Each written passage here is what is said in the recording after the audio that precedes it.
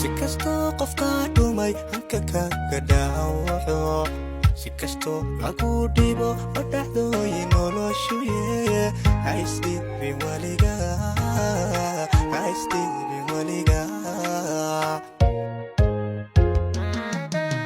si kastoo qofka dhumay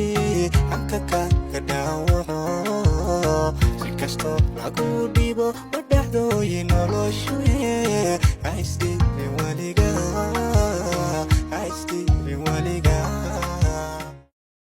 si kastoo qofka dhumay hanka kaga dhaawaco si kastoo lagu dhibo oo dhacdooyin noloshuye ha isdhiibin weliga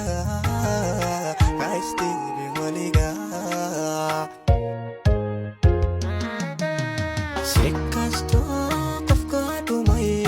hanka kaga dhaawaco si kastoo lagu dhibo oo dhacdooyin noloshuye ha isdhiibin weliga